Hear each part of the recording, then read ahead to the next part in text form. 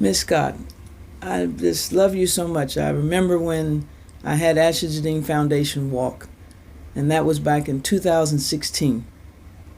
And we had went to a meeting, and you were there. It was the Barbara Jordan Endeavors, and you were just so inspirational. And I invited you to come and be a vendor and share information about what you're doing.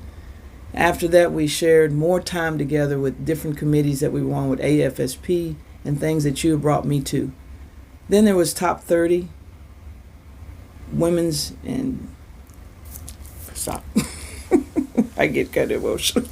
It's okay. She was very inspirational in that with the Top 30 influential women in Houston. And then when we were having the gala for Ashley Jadine Foundation, I said, I've got to honor her. Everybody was on me about, you're honoring too many people. I said, you don't know who's helped get this organization where it is. And I called her and I said, I want to honor you at the gala. Shine the light. Let your light shine. And we did that in 2017. And since then, we have shared so many different things with her monthly, first of the month where she talks and have different things about mental health and physical health. And then we've shared so many other things with schools. We've gone to the schools and we've talked about Ashley's story, and she shared her story.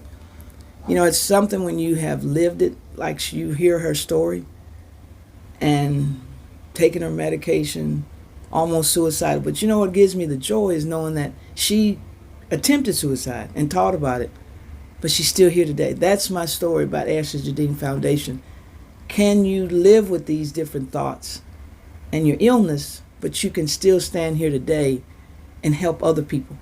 She gives scholarships to young people, the disabilities. I've gone to her different health fairs and her different community events, and I see these young people in wheelchairs and canes and one leg, but they still have so much inspiration to continue their life, get an education, get a job, and to get out there and talk and help others.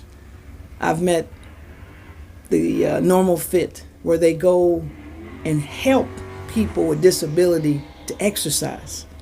That gives me so much joy because I have a disability myself. I had scoliosis when I was 13 years old, and had surgery. I had a Harrington rod, had a cast.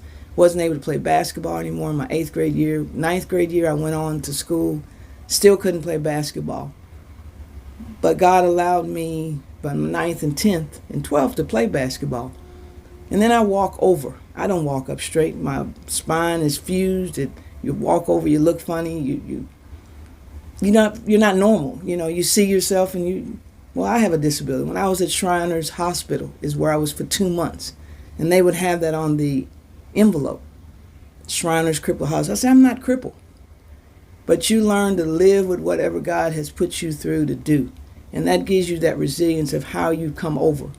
And that's what I enjoy about S.A.F.E Diversity, which she has now, and who she is, and how she's took me on to help me grow and to talk more and to get in front of the cameras and feel proud of who you are, even though you have a disability. I love when I went out to the stadium this past October and you saw all these children and the bands and all the people that she can come together. And it doesn't matter if you're white, black. She is so diverse to putting people together to help others. It's been a joy. It's been a great journey to know Miss Thelma Scott and to bring her in my life, because I lost my mother 5 years ago. So God puts other people in your life to help you grow and help you see the elderly, how they keep moving. You don't give up. COVID-19 has showed us. I look at her, she's doing Zoom meetings, she's doing this talk, doing virtual. She hasn't missed a beat because we can't meet in person. And that's what keeps you going. You have to see others doing so well, and you just keep moving. You just say, oh my God, what are we going to do? We're staying at home, social isolation. No, God's put computers.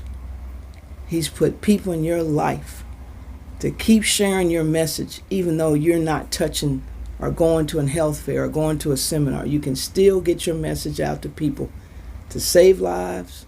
This talk or 101, it just overjoys me. It just gives me great honor to know her and to be a part of their organization to help people with mental health and disability, that you can be somebody. Don't give up. God's got a plan for you. Keep strong. Keep moving.